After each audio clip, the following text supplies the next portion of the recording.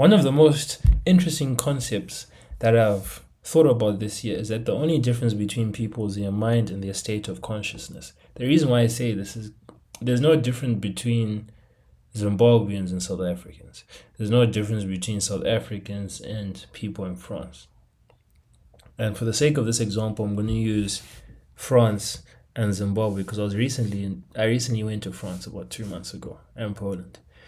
And what I notice is people there are different. They have different standards of living that can be attributed to obvious physical circumstances. Like, oh, there's more resources. But why are there more resources? Why are there more resources in a certain area? And I've come to the conclusion that Zimbabwe is the way it is because of the average Zimbabwean's state of consciousness. It may be controversial, but I think our minds govern our lives more than we ever give credit to. Like, if you could truly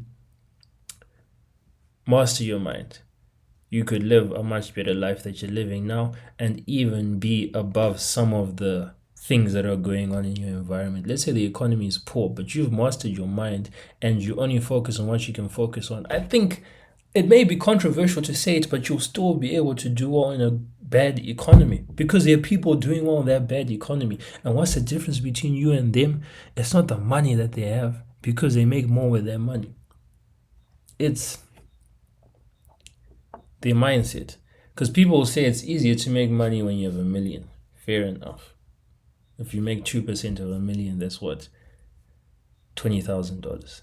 Whereas if you make 2% of $100, that's $2. But it's still the exact same mechanism. Of course, you're going to make less, but it's still the same mechanism. It's still going out, spending money, and getting a return on the money that you spend.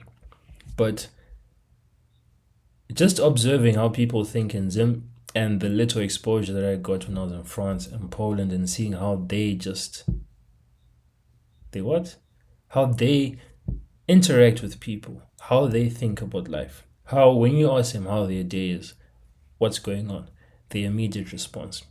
The average Zimbabwean, you ask them how they are, the immediate response is something negative about what's going on in the country.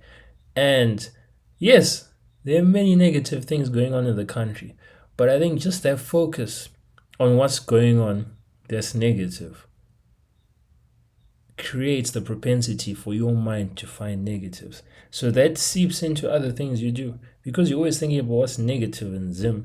Now, when you're trying to do your business, you're thinking about why you can't succeed. Oh, I'm from Zim. The algorithm doesn't like Zimbabweans. Oh, I don't have this amount of money and other people have more money. You're always finding the negative and you think that that just stops when it comes to your country and the place that you live. No, it becomes a habit that seeps into every other thing that you do.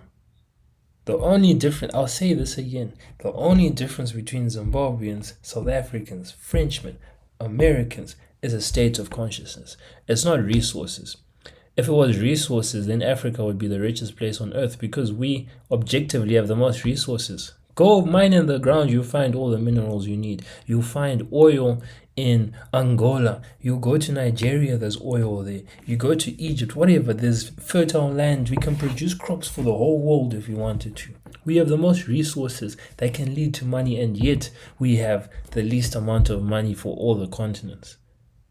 So it goes to show that our problem isn't a resource problem. It's more so a state of consciousness problem. And what I mean by state of consciousness, there's so many things that come into this.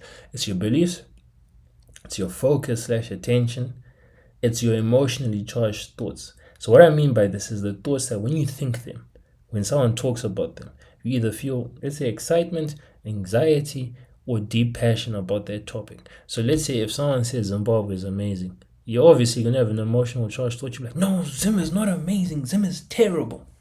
It's terrible. It's the worst place to live on earth. I want to escape. That's an emotionally charged thought. So that contributes to your state of consciousness. So I said your beliefs, focus/attention, they're the same thing. Emotionally charged thoughts, your perception, so how you view the things that are going on around you. What else is there? Your self-image. There's 7. I'm missing 2. I'm going to give myself another 10 seconds to think about them.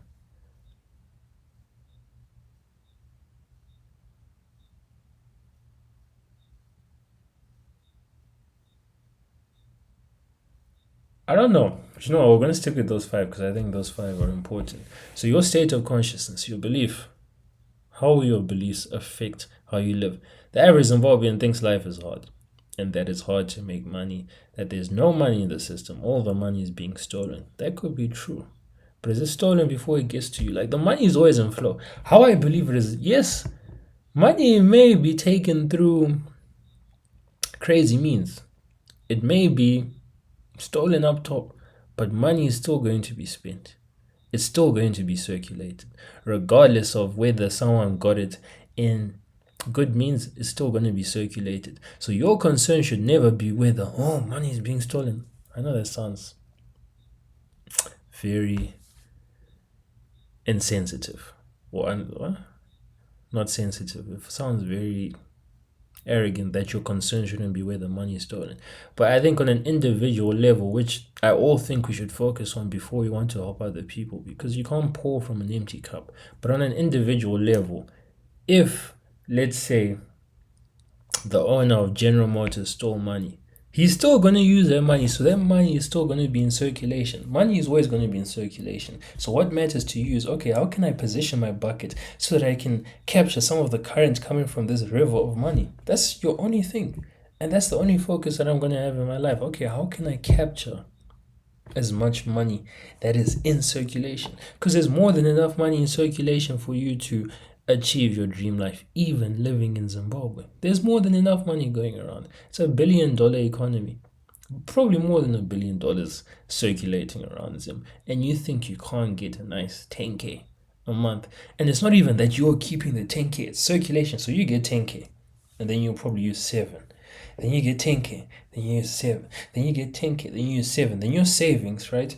You have 200,000 savings. Then you're going to buy a house. So fair enough, you still have a net worth of 200,000, but the cash that you had is now in circulation, which imagine you can still receive that circulation. You can still receive the money that you spent on your house. So you have $200,000 worth house. And then let's say the money that you used to spend it, somehow that exact portion of money, 10,000 of it comes back to you because, I don't know, maybe the person you did business with did business with you. And when we look at your beliefs, your focus, attention, your emotionally charged thoughts, your self-image, your perception, I forgot the other two. When you look at all of those things, and if you were to alter all 5 of them, it will create a completely different life for you, because you'd have new beliefs. So you'd do different things because your beliefs determine what you're going to do. You'd focus on different things. So you would pay attention to things that, let's say, benefit your life.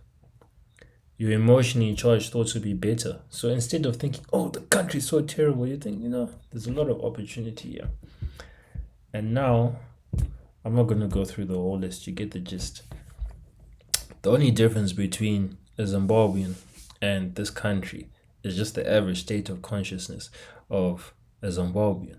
Because let's say you look at countries that have gone from the absolute pits to being top nations in the country. I think about China.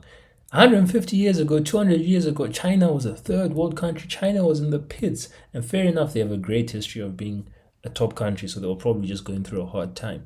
But still, they went from a terrible position to a good position. You look at Singapore.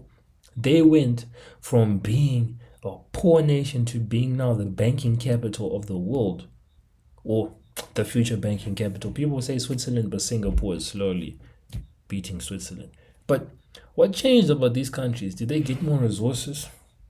Did they get more people in the country? Or did the state of consciousness of the people in those countries change? Did they start focusing more on things that they can do to improve, rather than focusing on things that are holding them back? Because China didn't suddenly get more oil. Singapore didn't suddenly grow. They have the most fertile soil in the world. They didn't suddenly get the best technicians that allowed them to create banking. They didn't suddenly get the smartest people in the world. What they did is they invested in changing their state of consciousness. And being educated changes your state of consciousness because you're now aware of more things. You're aware of ways in which you can improve. Simply stating that we are on a mission to improve.